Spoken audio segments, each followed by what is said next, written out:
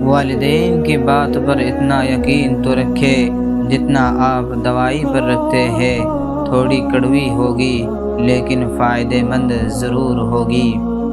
انسان وہ لڑائی بھی نہیں جیت سکتا جس میں دشمن اس کے اپنے ہوتے ہیں۔ جس طرح لوگ مردہ کو کندھا دینا افضل سمجھتے ہیں، اسی طرح اگر زندہ کو سہارا دینا افضل سمجھ لے تو زندگی کتنی آسان ہو جائے۔ کسی رشتے کو کتنی بھی محبت سے باندھا جائے، لیکن اگر عزت اور لحاظ چلا جائے تو محبت بھی چلی جاتی ہے۔ برے بات کا ارادہ چاہے کامیاب ہو جائے وہ تب بھی برا ہے، اور اچھی بات کا ارادہ چاہے وہ ناکام ہو جائے تب بھی وہ کامیاب ہے۔ مرنے سے پہلے مرنے کا راز ایسا ہے کہ جس نے سمجھ لیا وہ مر گیا، اور جس نے نہیں سمجھا وہ مارا گیا۔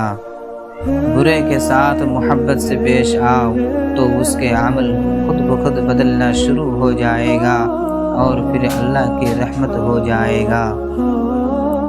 لفظ اللہ ذات بھی ہے، صفت بھی ہے، اسم بھی ہے، اور یہ واحد لفظ ہے جو اپنی ذات کی طرح مقدس ہے۔ اللہ نے کچھ لوگوں کو پیسہ دے کر آزمایا اور کچھ لوگوں کو غریبی دے کر آزمایا۔ جس طرح ایک کے لیے پیسہ الجھن ہے، اسی طرح دوسرے کے لیے غریبی الجھن ہے۔ بات صرف پیسے کی نہیں بلکہ ایمان کی ہے۔ جنت مقام کا نام ہے، خیال کا نام ہے، اور حاصل کا نام ہے۔ ایک سجدہ قبول ہو جائے تو پوری عبادت قبول ہو جاتی ہے۔ بہت سے انسانوں کی دعاؤں کے باوجود اگر کوئی شخص مر گیا تو اب یہ نہ کہنا کہ اللہ پاک نے کیا کر دیا۔ باطن جو بھی ہے اللہ پاک کی مہربانی سے ملتا ہے۔ جس ذات سے نعمتیں مانگ رہے ہو اس ذات سے تم اسی کو مانگو۔ اللہ سمجھ آ جائے تو غیر اللہ سمجھ آ سکتا ہے، اللہ سمجھ نہ آئے تو غیر اللہ سمجھ نہیں آ سکتا، اور یہ سب صرف اللہ کی مہربانیوں سے ہی سمجھ آ سکتا ہے۔ نیت اگر بیان ہو جائے تو ارادہ کہلاتی ہے، اور ارادہ اگر اندر رہ جائے تو وہ نیت کہلاتی ہے۔ تو اچھے لباس کے باوجود دشمن کے لیے ناقابل ذکر ہے، اور اپنی کمزوری کے باوجود دوست کے لیے قابل ذکر ہے۔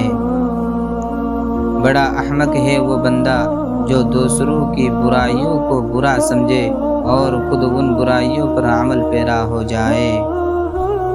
حکمت ایک درخت ہے جو دل میں جنم لیتا ہے اور زبان پر چلا جاتا ہے۔ جب آدمی کی حکمت و عقل مندی مضبوط ہوتی ہے تو نفسانی خواہش کمزور ہو جاتی ہے۔ ہر وہ دن تمہارے لیے عید ہے جس دن تم اپنی ماں سے مسکرا کر بات کرو۔ جس شخص میں حسن خلق موجود ہوتا ہے اس کے دوست زیادہ ہوتے ہیں اور دشمن کم۔ سب سے اچھی حیا یہ ہے کہ تو اپنے نفس سے حیا کرے، اور بدترین ظلم یہ ہے کہ تو اپنے پیدا کرنے والے معبود کے حقوق بجا نہ لائے۔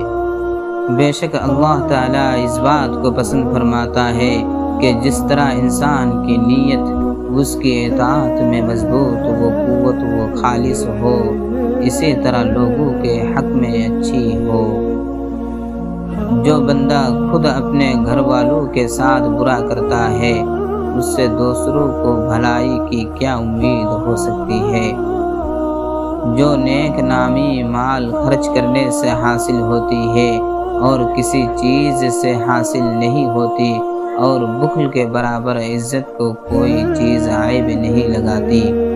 جو بندہ اپنے چھوٹے ہاتھ سے کوئی چیز دے دیتا ہے وہ آخرت میں ایک بڑے ہاتھ سے انعام پائے گا۔ قرآن پاک پڑھا کرو، اس میں ہر مسئلے کا حل موجود ہے، اور بے شک یہ دلوں کے زنگ صاف کرتا ہے۔ اللہ کے دیے ہوئے رزق اور اس کی تقسیم پر مطمئن اور خوش رہو، کبھی کسی کے محتاج نہیں ہوگے۔ جب انسان کو گناہوں کی لت پڑ جائے پھر اس کو دعاؤں پر یقین نہیں رہتا۔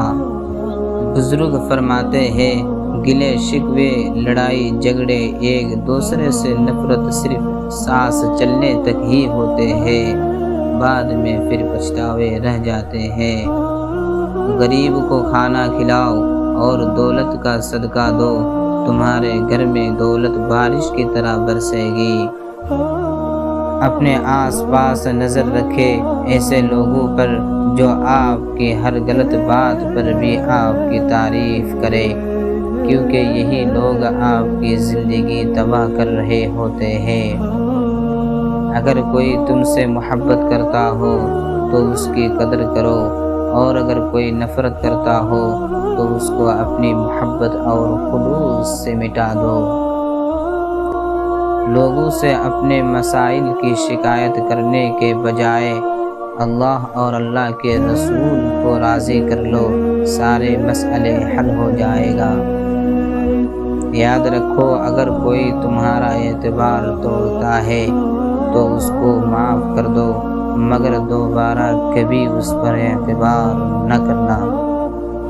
منزل جتنی مرضی دور ہو، جتنی مرضی مشکل ہو، کبھی ہمت نہ ہارو، کیونکہ پہاڑوں سے نکلنے والی نہروں نے بھی یہ نہیں پوچھا کہ سمندر کتنا دور ہے۔